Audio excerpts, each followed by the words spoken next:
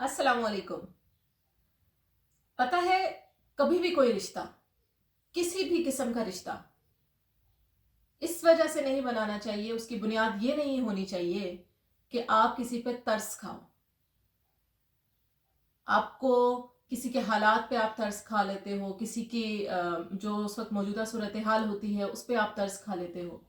कोई किसी बहुत बड़े गम में होता है, आप उस पर तरस खा लेते हो और उस तरस में आप उसके साथ कोई रिश्ता बना बैठते हो। उस रिश्ते को बनाने के लिए, उस बंदे को तसल्ली देने के लिए आप ऐसे हाई लेवल के प्रॉमिसेस कर बैठते हो कि जो बाद में आप भी सोचते रहते हो कि ये मैंने क्या किया। जब कोई बंदा किसी तकलीफ में होता है, किसी दुख में होता है, तो वो अगर आपसे बात कर रहा है तो वो सिर्फ इसलिए बात करता है कि वो अपने दिल की भड़ास निकाल सके, वो अपने दुख को कम कर सके, वो अपनी तकलीफ को कम कर सके। आपने सुनना है, आपने उसे तसल्ली भी जरूर देनी है किसी हद तक, किसी लेवल तक, ठीक है। क्योंकि कोई भी किसी भी किस्म का दुख हो ना, तो वो जाते जाते जो अपना उसका वक्त है वो लेके जाता है, सही। उसके बाद ही बंदा थोड़ा सा रिलैक्स होता है। वो सिर्फ इसलिए होता है। हम ये गलती कर बैठते हैं कि उस दौरान हम उस पर तरस खा के उससे एक ऐसा रिश्ता बना लेते हैं जिस रिश्ते के लिए हम लोग फिर उससे ऐसे ऐसे वादे करते हैं जो शायद कभी पूरे हो ही नहीं सकते। किसी के बस का रोग ही नहीं है वो, सही। स्पेशली आपके बस का रोग नहीं है वो। इससे ये होता है कि ये जो रिश्ता जो तर्ज पे बनाया जाता है, जिसकी बुनियाद तर्ज पे रखी जाती है, वो ज्यादा दूर तक चलता नहीं है। वो कुछ ही अरसे के बाद खत्म हो जाता है।